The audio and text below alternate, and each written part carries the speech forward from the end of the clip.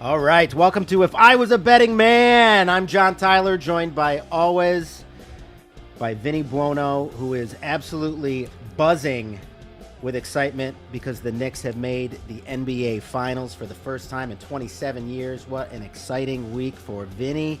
And we're going to talk about that in depth. But before we do, I would like to welcome our guest for this week, Mr. John Layfield, the host of the Have More Money Now podcast and the host of the Stories with Briscoe and Bradshaw podcast. JBL. How you doing, guys? Great. Doing great. Welcome to the show. It's an honor to be here. I couldn't think of a more apropos name for me if I were a betting man. I don't have a problem not betting. I have a problem betting. I was a problem. I enjoy it, so I really don't want to get over it. Right. Well, that's the way both of us have the same issue. For sure. We don't want to get over it. No. So let's talk about your betting. You're a big baseball. You really like the wagers on baseball. So today alone, how many bets have you placed today? I can show you right now. I've got very high-tech graphics, by the way. I do these myself. Great. People find this hard to believe that I do these myself, but I have my Twitter, my X, at five best bets, but I do my graphics myself. So there are your bets today, which is actually fantastic. A slower day, and I can show you this because I'm real good with graphics. There are my bets from yesterday, so quite a few more yesterday.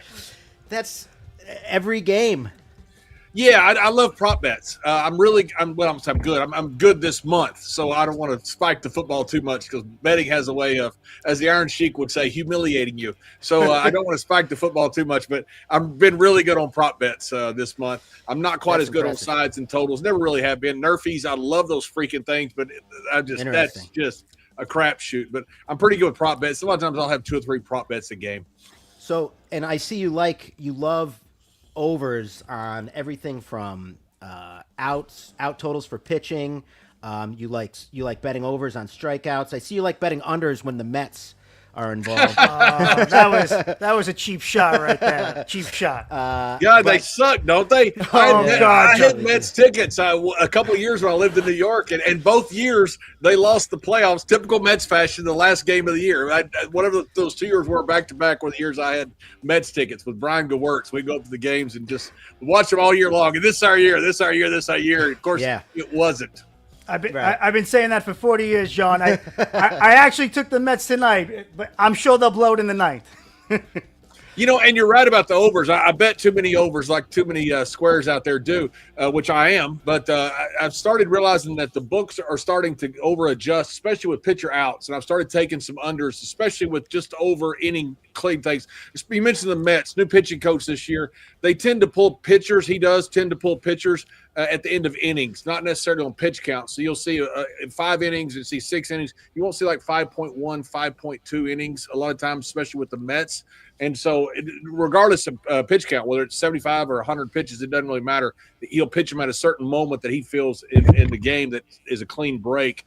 And so I've been betting a lot of unders, not a lot for me, unders as far as pitcher outs, especially when it's like 15.5 outs or 18.5 outs.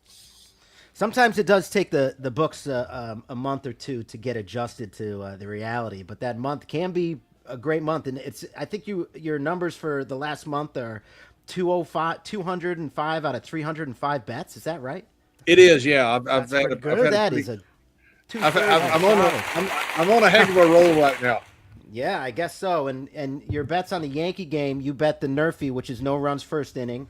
You bet over 4.5 strikeouts for Garrett Cole in his second start of the season, which he got handily in the second inning. And I think the second batter of the second inning. And what else did you bet? The over, I think 17.5 outs, I think it was for Cole. 17.5 outs. He's going to cover that, and then I bet the Yankees also on the money line. Cole had pitched well in his warm-up starts. I just for sure. I took the over strikeout last game just for complete transparency here, and I lost that. He only had 2 strikeouts. I figured he'd do. A 4.5 is way too low for a Garrett Cole that's anything close to normal. Exactly, but we didn't even know how normal he was going to be. So to me, in hindsight, it looks really smart. To me, I don't know if I would have done that at the beginning, but I mean, you obviously nailed it. The other thing that I thought was interesting is, it's his second start, 17 and a half outs, going with the over. That stood out to you right away? Yeah, it did. I don't know what he went last time. 5 innings, I believe it was, Yep. and he only had 72 pitches. I think Yep. it was somewhere around that total. I figured he'd go around 80 to 90 pitches Yep. this time, so I figured he would probably get there. I looked at his the batting percentage of the team against him. It was not great as far as the team. Right. It was great for him. I figured he'd have an easy way to get to that sixth inning. That's what I was guessing with the handicap. So let me ask you this: Do you watch baseball all the time, or are you just going over spreadsheets, looking at numbers? Both. Yeah, both. I enjoy watching the game. I enjoy trying to learn about players. It's baseball is a numbers game. Guys who worked on Wall Street, guys who like bridge, they love baseball. But the thing they miss is the impact of the game itself. It's kind of like the analytics versus coaching debate that's going on everywhere right now. About how much analytics 100%. should be factored in. Obviously, analytics is a tool. It's like AI. I've used a lot of AI. AI is not that good by itself. AI is a wonderful tool that you can use. So I do look at games. I just noticed Tampa Bay, who I bet a bunch. My buddy just told me Gerald Briscoe, the WWE Hall of Famer, my good friend, said Tampa Bay had the night off in New York or somewhere. He goes, bet against them the next night. He said, sure enough, it's like the NBA South Beach, 100%. handicap. It's very much the same. So I like seeing, whether it's a bobblehead night, whether a player's being retired. How does a player respond to having a bad game the last time? Does Judge get called a bum by the New York Post? How does he respond? He usually responds very well. So I do factor in a lot of, emotional stuff that goes into the game as far as the players, but a lot of it's just numbers. So I do watch a lot of the games. You are plugged in. I used to be. That's how I got involved with betting. Is I just watched everything. I started with football. I watched every game. It was with Vinny, my co-host here. We both of us would sit every Sunday and watch every single game. And isn't that awesome? It's the best, And I love it. There's nothing worse than not having day baseball. It's like, what the hell? Is something wrong with the world? What are you guys mad at? Exactly. And I don't care if it's a problem or not. There's nothing better than having money on a game. 100%. Yeah. Forget about the Strait of Hormuz. Forget about all the problems. If we don't have day baseball, there's a problem. I agree. That is a solid point. So the other wrinkle is you are a all-time Hall of Fame household name wrestler. I know my co-host Vinny is a diehard fan. I never really found an entry point into wrestling. But I know Vinny's got a ton of questions he's dying to ask you. We're definitely going to talk more gambling because that's what we're here for. That's the name of the game. But let me tell you a quick gambling story about one of the first times I saw a high roller was Gorilla Monsoon. I don't know, Vinny, how much you know about Gorilla. He wrestled, I believe he wrestled the Novogratz dad, I believe, and I believe that's right, in college. In fact, their dad's going into the Hall of Fame. Mike Novogratz, who we're talking about, are great guys who do wonderful things with Beat the Street in New York. They fund the inner city wrestling, do some wonderful things up there. But I was in Vegas and I didn't have any money. I mean, no money at all. And so I'm staying in a real shitty place out by the edge of town. Didn't have a casino. Didn't have nothing. It's like a red roof top, really bad place. Gorilla Monsoon comes up to me and says, hey, where are you and Ron Simmons staying? And I didn't want to tell him because we didn't have any money. and he said, well, I'm leaving, so why don't you guys go stay with my place at Caesars? And he had a freaking gambling suite. And it's the same joke I used earlier, everything but Mike Tyson's Tiger. I mean, we didn't want to leave. I mean, I've never been to a place that nice in my life, but Gorilla was a massive gambler. Always had $10,000 in his pocket. He's one of the old school guys that always had money with him. But he was a massive gambler. One of the first I'd really seen that was a real high roller. Yep. That's incredible. I've spent some time in Vegas, and I've found myself at a poker table I shouldn't be sitting at. And man, watching people, start throwing the chips around, and me going, well, if he makes one more bet, my bankroll is done. But standing back and watching, the $10,000 chips fly. Oh, it's unbelievable. And to It realize really what's is. behind it, to realize that is actually $10,000. You know, it's different when you're playing on your craps table at home. You know, it's just for practice. You got your friends over. But when you realize that $10,000 chip actually has $10,000 behind it, that's a different level. And plus, then you see the hand and you go, that was worth 10 grand. Right. That's fun. When you finally decide to double down on blackjack, you put more than you should, and the dealer draws an ace and you draw a 6, and you're going, somebody does not want me at this table. Exactly. I was supposed to double down on that. Now I'm out of money. I've been there. So just going back to the wrestling, actually, how did you get started with the wrestling? You had a slow start, as I believe most wrestlers do, working your way up, not making a lot of money and just grinding it out.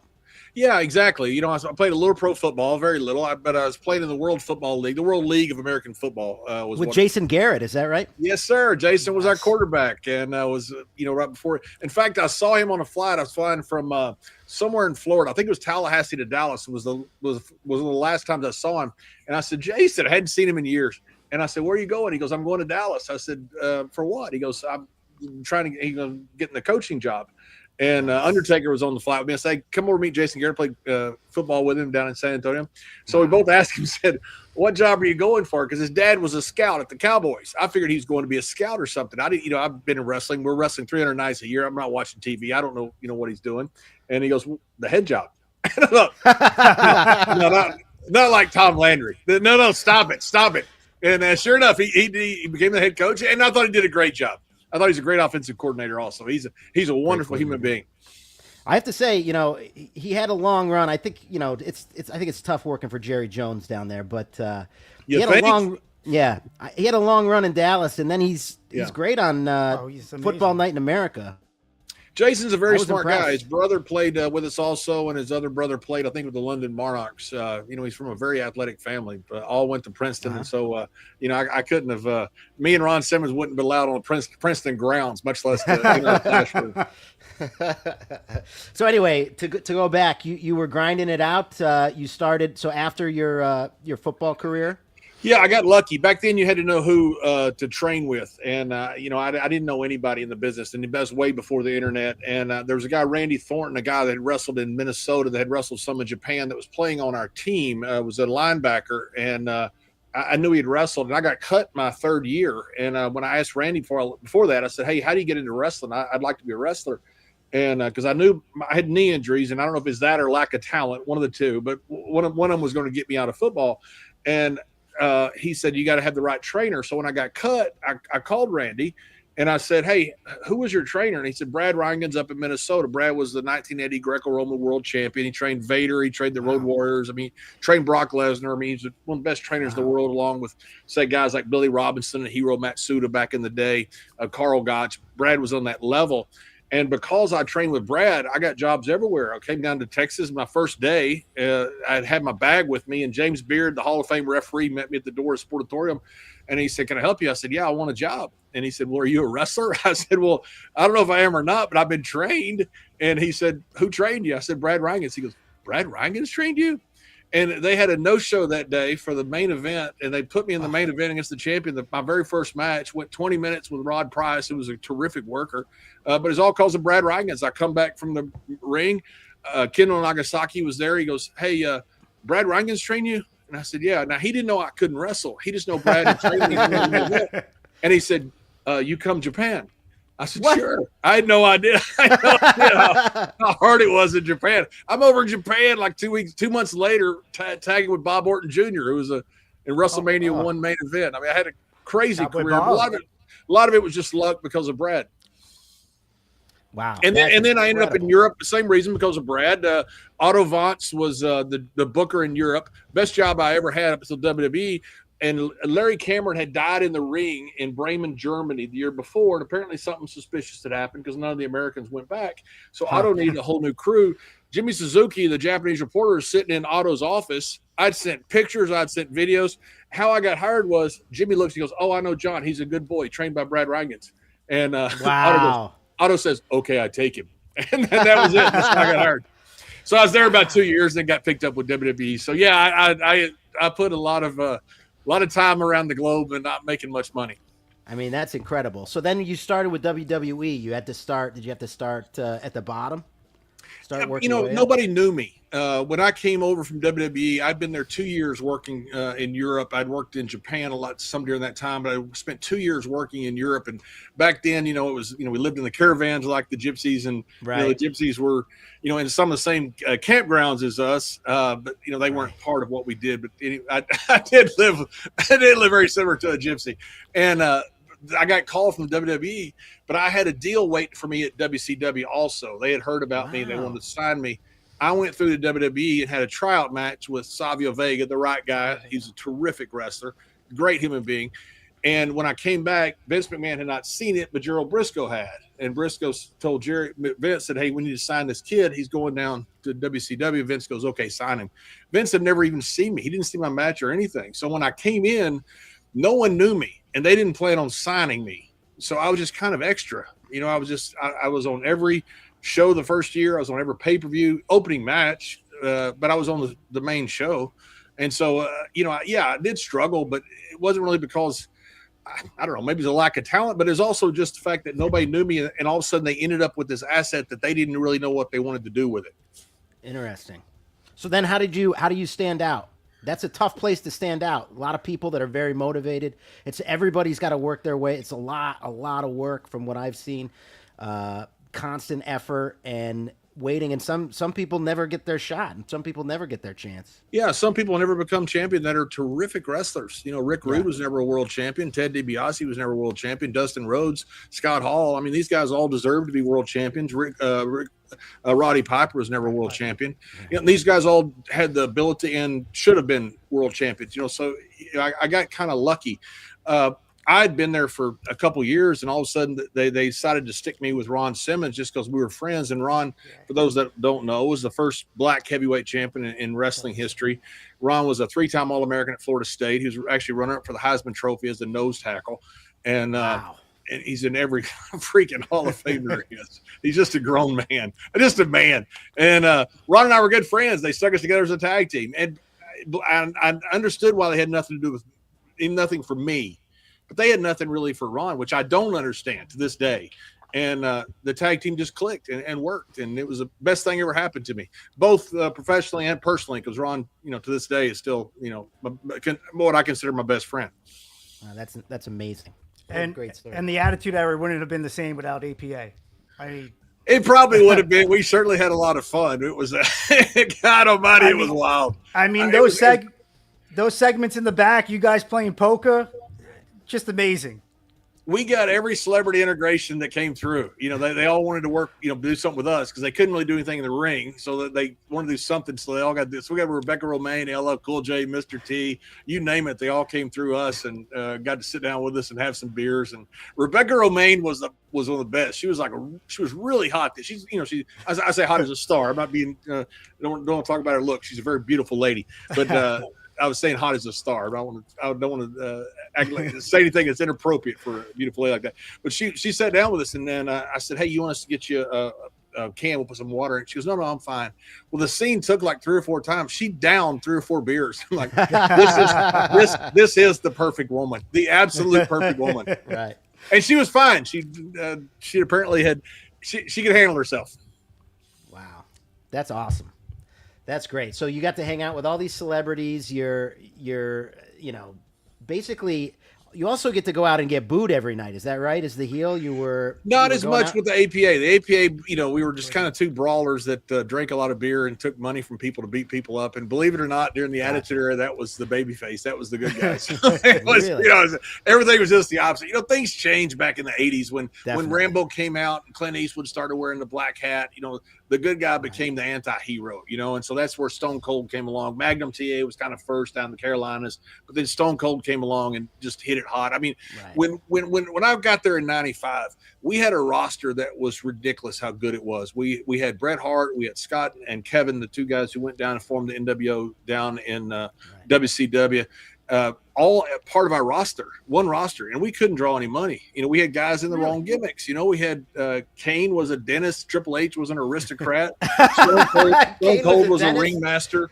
We we had some of the greatest matches you've ever seen, but nobody saw them because we weren't selling any tickets.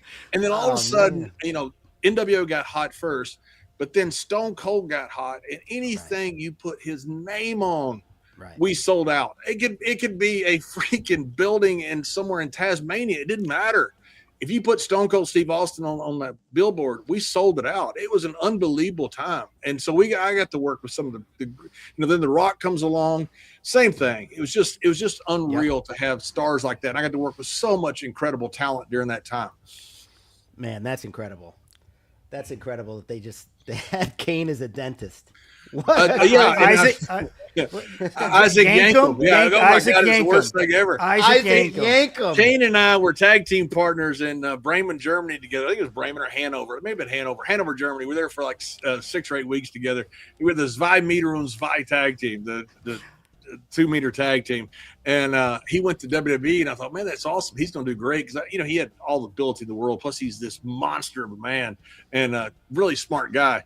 And he got there, and they put him in that dentist gimmick. I'm like, oh, my God. Who did he piss off? That was horrible. And what scared me was when I went to meet Vince for the first time, I'd never met him, and his presence, is pretty overwhelming, as anybody who's met him will tell you. And he walks in, and I'm really debating whether I should have gone to WCW because I had not met Vince, and I had a guaranteed money deal from WCW. It wasn't much, like 75 to 85,000 or something like that, but I'd never made 75 or 85,000 in my life. And the deal for WWE was they guaranteed you 10 matches a year at $150 each is what they guaranteed you. So it was 100% upside. And I'm sitting there thinking, what if they don't use me? Like, what if they don't? I mean, it's just, I'm nervous. I'm thinking, have I really made a big mistake? Plus, I got to go back and tell my community banker father that I just took a $1,500 deal over guaranteed $75,000 when I owed him a lot of money. So, from college and everything. Yeah. And Vince walks in, he goes, I have this idea in that baritone voice. He goes, I'm gonna make you into a heel ballerina. A ballerina. No. Yeah, and I'm sitting there looking at him, and I'm trying to not register this. Like, how do I get out of this building? Because I realized Kane had been a dentist. I'm like, holy shit, he's doing the same thing to me. Like, this is really bad. And I'm sitting there looking at him like, oh my God, what a mistake I've made. Can I still call WCW and get this back? I don't know what. And then he just started laughing. He goes, ha ha ha ha ha. Wow. Yeah, that's great. What a great story. Oh, man. So, John, I know you were with APA, a big face, but I think personally, 2004, 2005, that heel run you had is one of the best heel runs of all time. You had some amazing matches against Guerrero, Taker, Big Show, even a last man standing match against Kurt Angle. I want to know, where do you rank that heel turn, like in terms of all heel turns and in terms of all heel runs? And what are the top heel runs of all time, do you believe? Oh, I don't want to rank myself at all because there's no way I'm unbiased, and I come across like an egotistical asshole if I put myself in the top 5. I hope I can say that. As I say when somebody says on my podcast, can you say it? Well, yeah, you just did. So I think the greatest heels ever. That's a great question. I think Gorgeous George was probably the greatest heel of all time. They said he sold more TV sets than Milton Berle. They called him Georgie sets. He sold so many TV sets. He was so different. And he helped James Brown. He helped Muhammad Ali create his whole entire shtick. Angelo Dundee and Muhammad Ali have given him credit for that. Gorgeous George really changed the world when he came along, as was that first really. He was an effeminate heel, but it doesn't matter. He was just a different type of heel that he was. The first great heel was Yusuf Ismail back in the 1900s.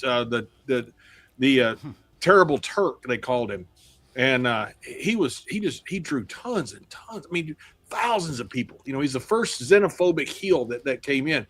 Then I think when you rank the guys in the later years, I think Vince McMahon was a terrific heel. Sure. I think Roddy Piper was a great heel. Freddie Blassie was a terrific heel. I mean, there's been some terrific. I just had saw Nikita Koloff the other day in the Carolinas. There was nobody hotter than Nikita Koloff when he was the Russian heel. Right. It was funny because they told Barry Darsow, who's part of Demolition, he goes, man, they got this Russian guy. He's a legit Russian guy. in the Carolinas, and he's a nasty dude. I mean, he's a legit nasty dude. And when Barry saw a picture of him, he goes, "I went to high school with him at Robbinsdale." I'm pretty sure he's not Russian. But Nikita was a terrific heel. There have been some really good heels over the years. NWO was a good heel. Hogan had a great heel turn. I mean, there's been some terrific heels throughout the years. Now, there hasn't been terrific heels like throughout, every generation. People always say now that, man, we need like 15 or 20 Shawn Michaels. We didn't have 15 or 20. We had one. And when you have a good heel, Roddy Piper always told me few guys really want to be a true heel, because when you're a true heel, I mean, you walk to the airport, you get called names, and, it's just you're a heel 24/7 when you're a true heel, and a lot of guys just simply don't want that in any generation. So Every generation only has 1 to 3 guys that really want to be a solid heel and be a true heat magnet. But there have been some terrific ones throughout the years. Wow. I got lucky. I had the right guy. I had Eddie Guerrero. Eddie Guerrero was, for those that don't know, most popular Latino star of all time, one of the most popular stars of all time. Forget about just Latino and pigeonholing him into one category, one of the most popular stars of all time. And I had the right guy. Vince McMahon needed somebody to wrestle Eddie at the Staples Center coming up. And he called me and he goes, "Hey, you still want to do?" I thought it was like a J.R. Ewing type character. Vince never saw it that way. I don't know how he saw it. I never asked him, but he saw it differently. And for those that don't know, it was a J.R. Ewing type that was a stock market guy instead of an oil guy, but definitely a bad guy.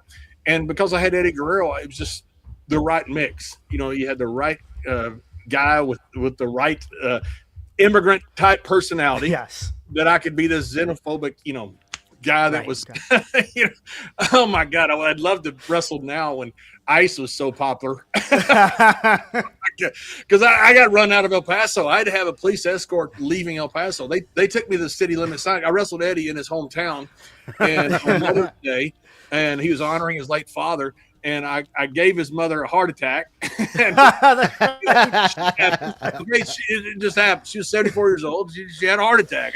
Now, I may or may not have grabbed her, but that's beside the point. The police took me all the way to the city limit sign and said, "Do not come back. We think he'll be killed." And so they made me drive all the way to Odessa. Incredible. It was several years later that we were going to go back to El Paso, and they said, "We don't think it's safe for John to go back to El Paso." And so it was several years that I still could not go back. Now, Eddie passed away, unfortunately, at a very young age, and I did his eulogy, or at least part of his eulogy. And now it's just the opposite. Now I see a group of Hispanics, instead of going, "Cabron, it's pinche cabron," cussing at me, they're like, "Hey, it's Eddie's friend." Now it's But my wife used to fly with me, through airports and stuff, and you'd see a group of Hispanics or Latinos or wrestling fans. You could hear them all cussing me, especially the ones in Spanish. She go, "What's all that?" Nothing. That mistaken. Man, but I used to have extra security. I had to have. Vince McMahon told me, said, "If we can keep you alive, we're going to draw a lot of money with you." And I said, "Are you really worried about me or the money?" And yeah, exactly. "Do you want me to answer that?" "No, I don't. I really don't." Man, that's incredible. Boy, that's some high stakes stuff you got going on there. You're playing a role, you're doing a great job at it, and the result is animosity in the airport. Oh, it was unreal. One of the first matches I had after that video aired of his mother having the heart attack. Yeah, because we filmed it from security cameras, like it was from security Made cameras. It look so real. So it looked legit. Right. And a guy tried to jump in the ring, and Essie was like, "Good heat, Essie, good heat." Well, we were there a few days later. Another guy tried to get in the ring, and Eddie went after him. Eddie was a real hothead. I mean, we never had a crossword, but he was a real hothead. He goes, "That guy just screwed up our match." I'm going, "Eddie, he's coming after me. I really don't think that this crowd, which is 99% Hispanic here in San Bernardino, is going to understand the Mexican babyface beating up the fan. Please let me take care of him, okay?" Oh man! But by then, Little Hebner, it was Earl Hebner's son, wonderful guy. I had turned into a Ray Guy or Pat McAfee and had almost kicked his head off. So it was taken care of. The problem the guys make when they climb in the ring is they have to climb in the ring, and guys who aren't used to it stick their head through first, and that's when really bad things happen. Wow. I mean, those are some crazy stories. It just sounds so intense to have to, you're doing this as your job, and then it invades every aspect of your life. But that heat brings money.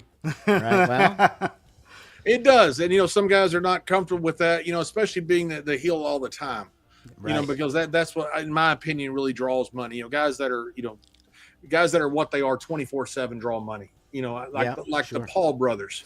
I think Jake Paul is a very tough guy. I'm not sure he could be a top 5 boxer, but he can make $100 million fighting one.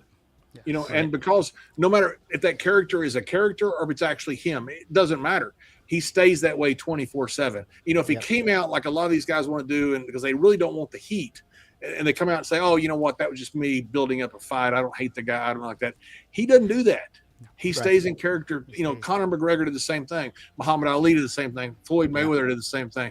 He almost caused a riot over in England when he was fighting Ricky Fatton, as he called him, instead of Ricky Hatton. I mean, that's a ballsy guy, but few guys really want to carry that heat like that. They want to, at the end of it, say, oh, no, that was just part of the show. Right. Muhammad Ali never did that. Guys that really draw money are either stay in character or either it's not a character 24/7. Exactly. Or it's not a character. Right. Correct. Exactly. It may not be a character. Man, some great stories from your wrestling career. So switch gears a little bit back to gambling. So you like to, you're very prolific, so many bets every day, and let's give the listeners and the watchers your Twitter handle. Yeah, it's at 5 best bets. At 5 best bets. At 5 best bets. Yeah. I mean, it's an immense amount of content, and I scrolled through for way longer. I didn't have that much time, but I looked at it for about an hour and 20 minutes going back just to see what you're looking at, and how much data you're going through in your brain to make these bets, because if you're making sort of granular bets on pitch totals, inning totals for pitchers, I mean that's purely data driven stuff. You can watch every game on TV and not place what inning the pitchers are pulled in. So that's some intense stuff to be taking a look at. But I mean, that's where I come from for sports too. That's was my entry point into gambling as well. So in that vein, is there anything that you're looking at as sort of a longer term bet over the course of a baseball season? For instance, like home run totals. Are you looking at division winners? Anything like that? I've not been as good with home run totals and player props. And I don't know if it's just because I'm not any good at it or because I think maybe it's because, like, say, hit runs and RBIs, it seems like something that would be pretty easy. You see how they match up with the pitcher. You see what kind of hot streak they're on right now and where they are batting in the order. They'll get more at bats. It seems pretty simple. For me, it's not. I've not been very good at it. And I think maybe it's because when you only have 4 to 5 at bats, you can have a lot of luck happen to you both ways. But when you have, say, 90 to 100 pitches, it kind of levels out the luck. I think that's what it is. That's why I don't do a lot of offensive player props. Mainly, I'm just not good at it. And I haven't done a lot of extended totals and things. I just, if I'm making 30 bets a day, I don't want to have have another bet that would be out there unless it's really asymmetrical, unless it's like, a 20 to 1 bet or something. I really don't want to make that bet because I'm making so many bets a day that I don't want to sit and wait on a bet that I don't have the patience to do it. That's probably what it is. I'm not mature enough to make a long-term bet like that. I don't know how anybody beats the Dodgers. You talk about teams that step exactly. up. And, they got swept by Colorado. They got swept last year by Pittsburgh. They just don't care sometimes. I mean, I just think they're so freaking good. They don't. When they play good teams, like when they play San Diego or they play the Braves, you see how good they are. And it is a different level. It's almost like you talk about, playoff basketball to normal basketball or anything else. When the Dodgers play a good team, you see how good they are. And good Lord, how would you like to face Mookie Betts, Freeman, and Ohtani and Muncy and those guys back to back? I mean, it's an incredible lineup. It's unbelievable. But I just don't think they play unless they have to. And I'll see how they could. It's 162 games. These are incredible stars. They've already won a couple championships. And I don't see how anybody beats the Dodgers. The Braves got the best record in the league right now. And I think the Braves can match up with them. They have terrific pitching. I think they got a shot to match There's up. Good value in betting on the Braves to win the World Series. But again, where's the value if they're going to eventually lose? It seems like the Dodgers have adopted sort of an NBA approach in that as long as they get to the postseason, it doesn't matter. They're going to have everybody healthy for day one in the postseason and be ready to go win another World Series. But right now the Braves are plus 1,000 to win the World Series. Yeah, and that might be a great hedge. Buy the bet as a hedge, and wait till they get to the championship or get to the finals, and against the Dodgers, and then you realize that's when you cash in the hedge and cash it in for 50 cents on the dollar or something. That could be a really good bet to hedge it. I thought Dave Roberts, and I'm a huge fan of Dave Roberts, but I thought he made a mistake earlier in the year when he wasn't batting Ohtani when he was pitching. I mean, Ohtani's about the best hitter in the league. How do you take the best hitter in the league out of the lineup? I understand you're overusing him, but that's kind of the appeal of it, that he can do it. And now I see he's starting to bat him again, which I think is probably the right thing to do. I think he was playing into shape a little bit. Ohtani approached this season by saying to everyone in the Dodgers organization, I'm going to win the Cy Young. And his ERA is 0.73 right now, so he's well on his way to doing that. But I mean, that's an incredible statement to make, and it's an incredible move for your organization to back you up on that. So it may have been Ohtani's choice to not hit the games he's pitching.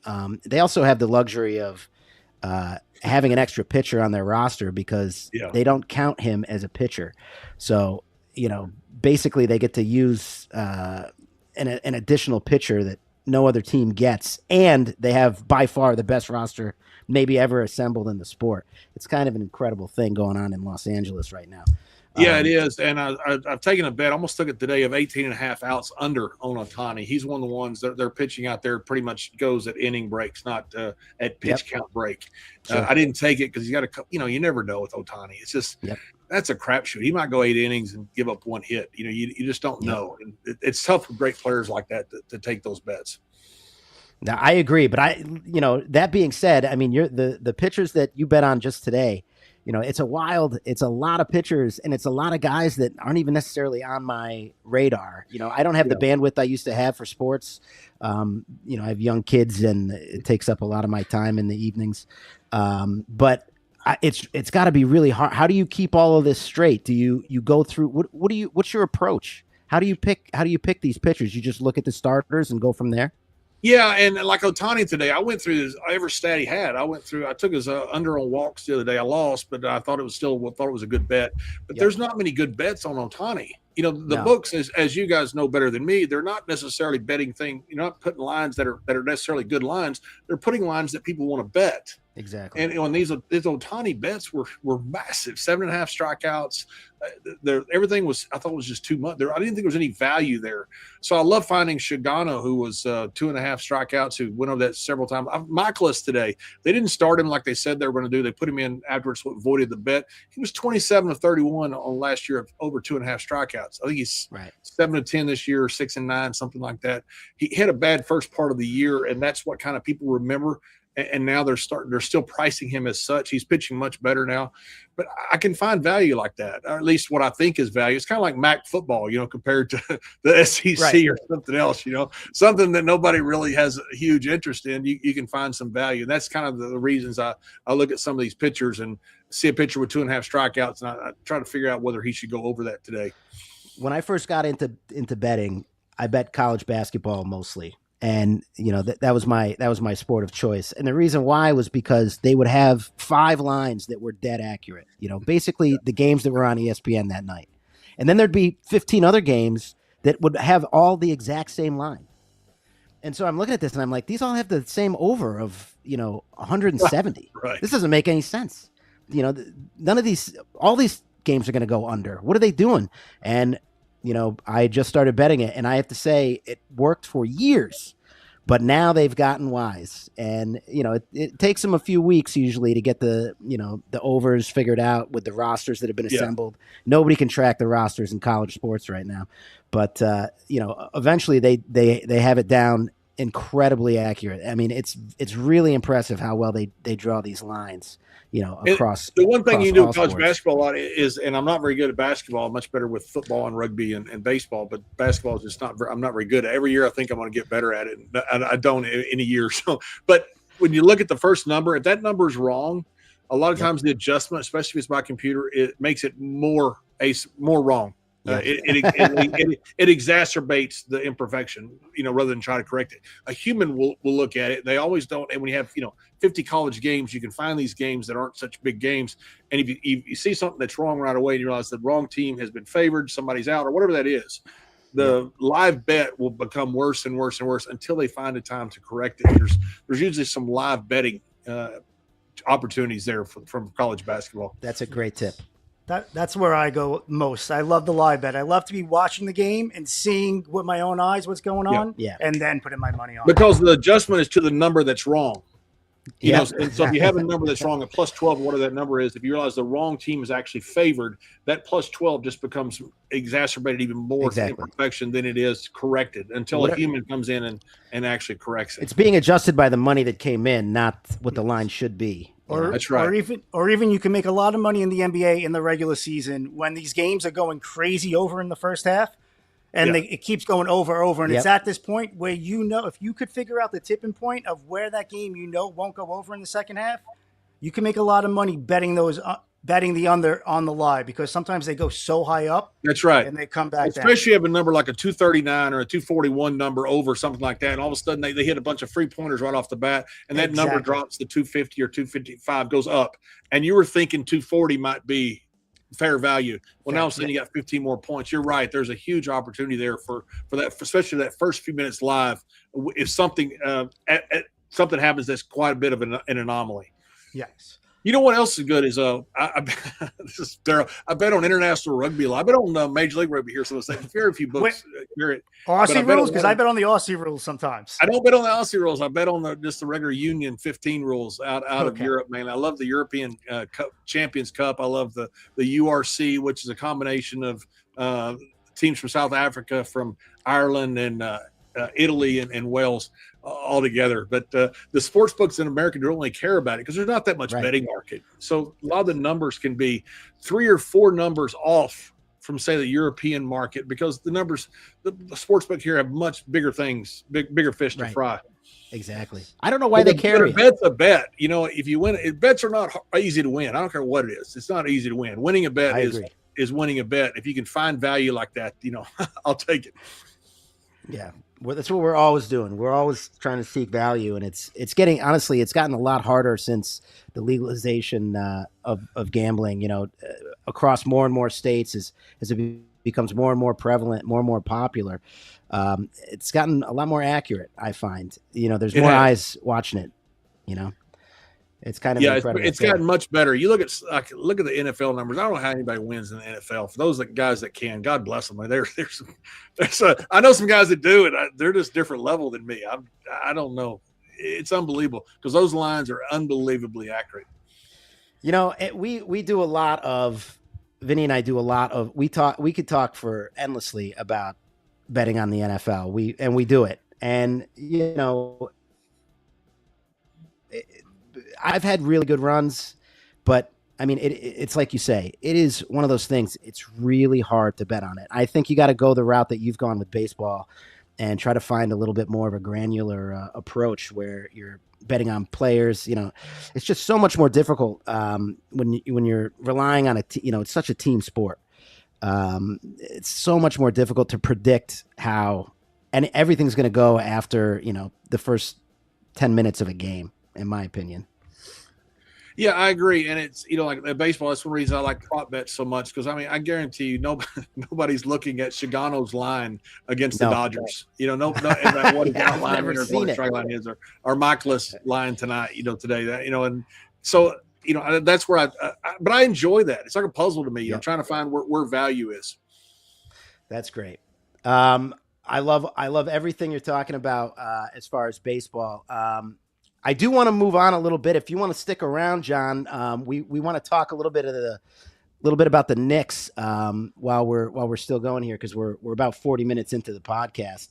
The Knicks have made the NBA Finals for the first time since 1999. Let's go. In a move that I personally didn't think was going to happen. Now, there's no way I thought Boston was going to go out as early as they were going to go out. And there's no way I thought Detroit was going to lose to the Cavaliers in the fashion that they did. And then there's no way I thought the Cavaliers were going to fold, like a deck chair the minute the Knicks came into the series with them. I thought that was pretty remarkable. But here we are. The Knicks are in the finals. Vinny, I know you bet the Knicks to win. That's right. Have them to win the finals at plus 650. Feeling super excited about it. Plus 650. Right? Go ahead. The Knicks are, I mean, coming from someone who's been a Knicks fan his whole life, and the Knicks were a disaster for 25 years. What a great week this has been, man. Yeah. I mean, Monday night was just the culmination of a lot of pain for a lot of Knicks fans. And to be back in it, it's amazing. And this team is just firing in all cylinders. Brunson, Cat. I mean, it's a great time to be a New York Knicks fan again. They're the deepest team, I think, in the NBA, right? It looks right. They're incredible, and they clicked at just the exact right time. That being said, the lines are already out. I can look at the lines for either matchup between Oklahoma City in Game 1 or San Antonio, which both West Coast teams are heavily favored, which I was a little bit surprised about, considering that everyone on every talk show said the Knicks have a very strong chance to win this thing. Brian Windhorst, who's pretty reliable when it comes to these things, is saying that they have a very strong chance to win the entire thing. But the Game 1 line, what do you think that's at right now for the Thunder? I would say the Knicks Thunder, I'd say about 7.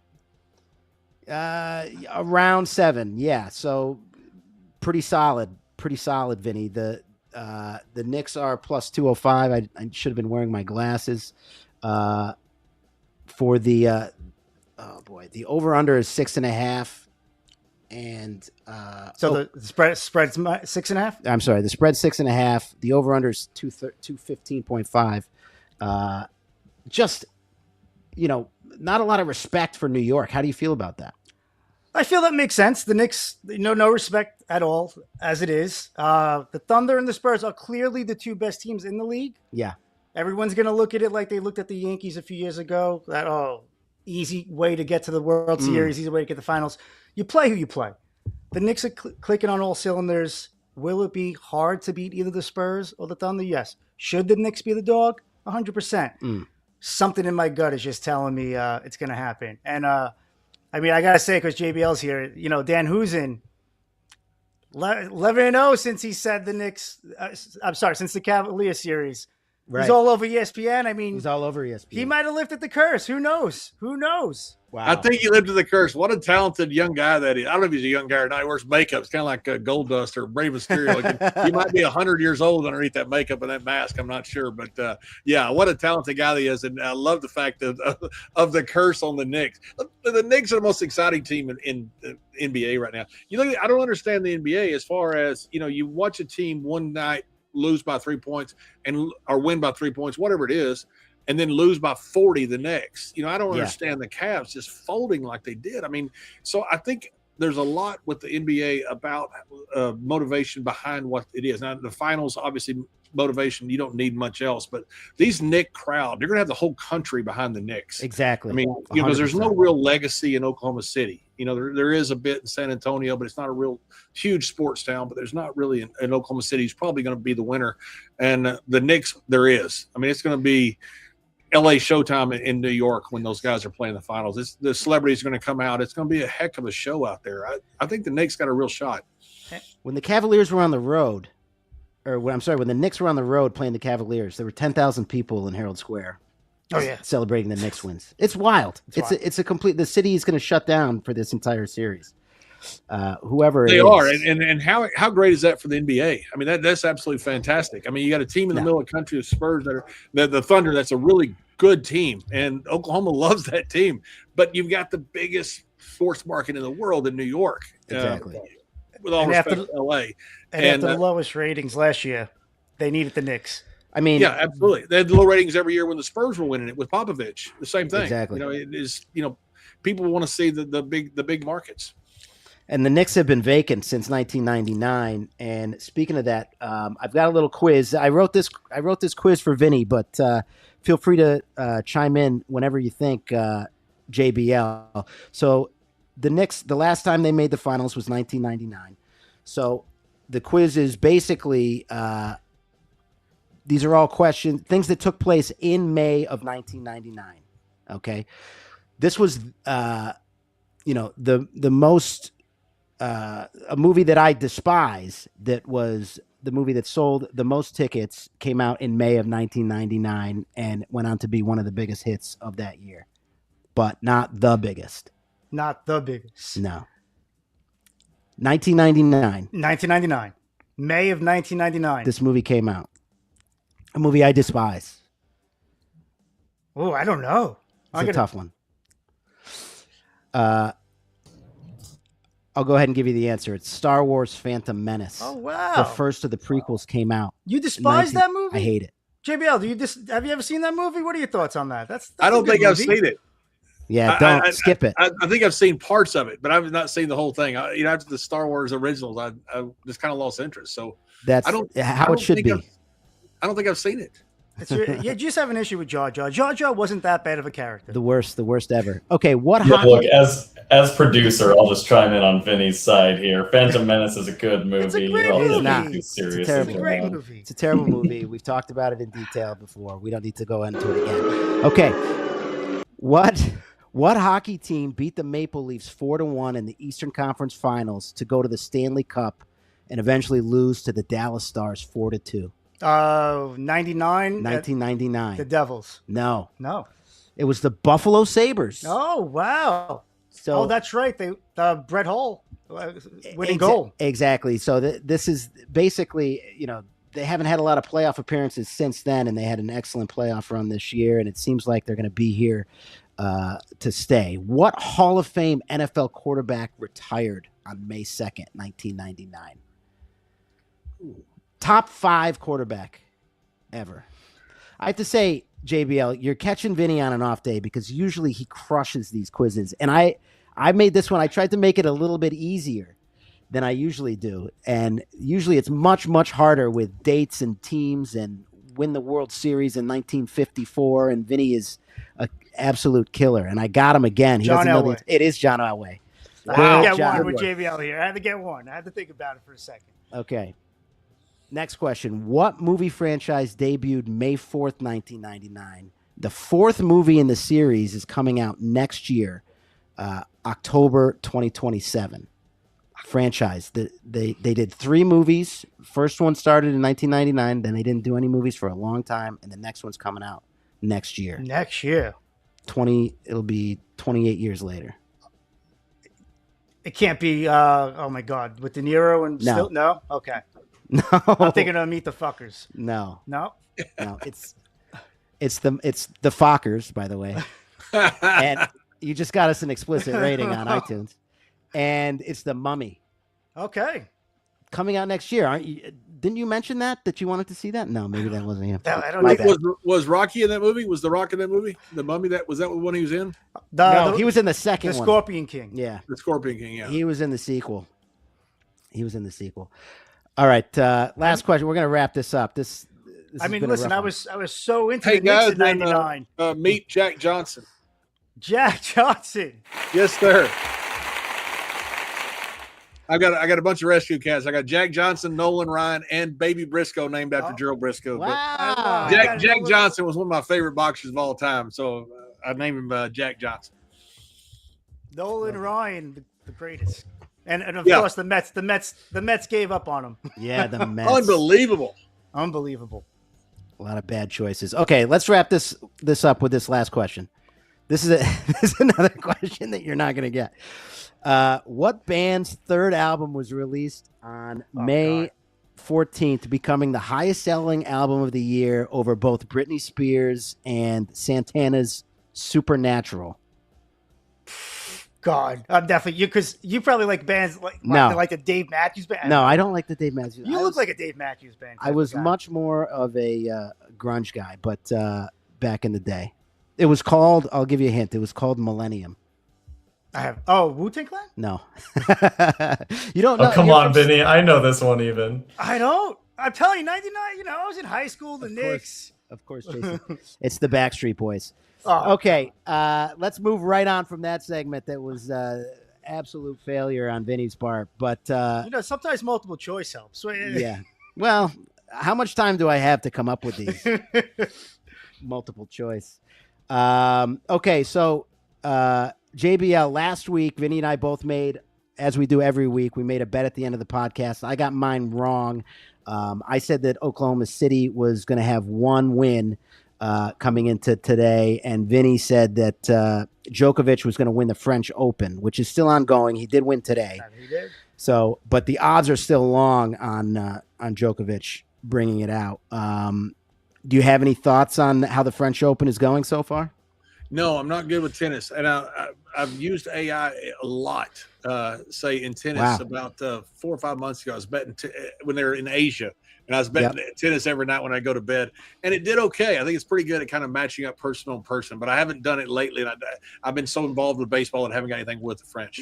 I got to ask, is there a certain AI you are using to? Yeah, I'm using Grok Super Heavy, and it's pretty good. Okay. It's not, the AIs are not very good with, they say AI is not good at sports. It's not good with day-to-day stuff. It gets numbers wrong. Gets facts wrong. It's better when it has to analyze something. It can analyze obviously thousands of matchups. Yeah. It can analyze matchups well, and it does really well with person versus person matchup, which is what tennis is. So it's actually pretty good with tennis. If you can put the right question, it's all about the questions you give the AI. If you give the AI the wrong questions, it's not going to answer very well. Tennis is another sport that's hard to bet, because it's sort of similar to NBA. It's a very mental game. Yeah. And sometimes you see these people fall apart mid-match, and there seems to be no rhyme or reason. Or if there was an injury, they don't appear to have any injuries. But tennis is There's nothing worse than betting on some tennis player and seeing him out there yelling himself and yelling his coach in the stands. Like, dude, come on. Exactly. Get your psychological counseling at a different time. I need you to snap back here. I got to be honest. I have a guilty obsession sometimes, like during U.S. Open times, Wembley, to bet just the game matches, like for every set. Yeah, that could either go real well or real bad, real quick. I've never done well with that. I've never been able to do that. I have to say, have you ever been to the U.S. Open, JBL? I have been. Yes, got to watch Agassi play there one time. Really? Sure did. Terrific evening there at the U.S. Open. I mean, it's one of the best events I've ever been to. Absolutely incredible. I was recommend it to everybody. Down at the Houston Open when the guy that Jim, the guy who owned the big furniture store down there, had it, and Magic Mac. Macintosh, and he invited me down there, so I'm sitting there. But I got to go backstage, and I saw Agassi play Andy Roddick in ping pong. In ping pong backstage. That was one of the greatest things I've ever seen. I mean, these guys, this is insane, and they're just screwing around, the balls are flying back and forth. This is freaking awesome. I'm sure they both took it very seriously. Those are two guys that are very, very competitive to a fault. Very competitive, and both hit the ball, especially tennis ball, extremely hard. I got to sit and watch Andy Roddick serve. I don't know how anybody could hit that ball back. It's unreal to see these guys, right up close and see these guys do things. It's the best. That's why I recommend the U.S. Open, because you can get close. The first days are, when you can go and just walk around from match to match. So much fun to check out. All right, I think we're gonna wrap it up for this week. We basically covered everything that we wanted to talk about, and we had a great talk with JBL. We usually do a bet of the week at the end of the week. JBL, while I scramble to come up with something, is there anything that you're looking at? I look so much day to day. If I had to take a pick, I would take Oklahoma wins it this next game. I believe Oklahoma's going to probably. Yeah, I believe so. I believe Oklahoma will probably close it out. And I've got to put a few shekels on the Knicks. I want to be like the rest of the squares and the fans in the United States, and I'm going to put a few shekels on the Knicks. I think sometimes you ride a magic wave. Sports is like that sometimes, and I think the Knicks have caught lightning in a bottle, and it's going to be an incredible environment. And there's nothing better than Madison Square Garden, and it's going to be awesome for those home games. And what could be better than a incredible series, an incredible NBA Finals between two great teams? No offense to you, JBL, I'm gonna take the Spurs in this game. The Spurs are favored right now, and I was blown away when I saw that the Spurs were favored. The game is in San Antonio. I think that they're gonna basically squeeze out one more win before they're sent home by Oklahoma City. I think it is going to go to 7. And I think that's a bad sign for the Knicks because the Knicks, once again, are going to have a lot of time off. It's a real bummer. I don't think nothing is going to stop the Knicks. And my bet this week is Arsenal in the Champions League championship against. Interesting. Yeah. Go a little. They're plus 220.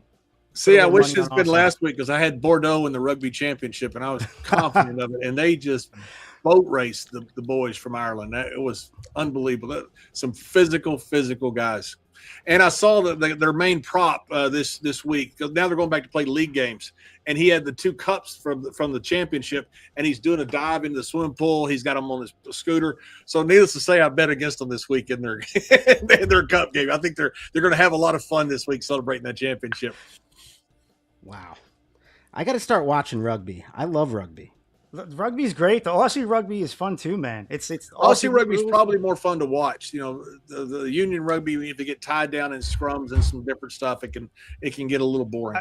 I mean, I'll be honest with you, Aussie. I just love to bet the overs. I really do. Those games get crazy. All right. Well, that's going to do it for this week of If I Was a Betting Man. Make sure you check out on Twitter at 5bestbets. You can check out the incredible amount of bets that JBL places on baseball every single day. The Have More Money Now podcast, which I checked out and I really enjoyed. I'm a big financial podcast guy, so I'm definitely going to add that to my roster, JBL. And also Stories with Briscoe and Bradshaw. It's a great podcast. I know Vinny is a fan, and did I say best 5 bets? I did. So, and that's going to do it for this week. We'll see you next week on Buzzer for If I Was a Betting Man.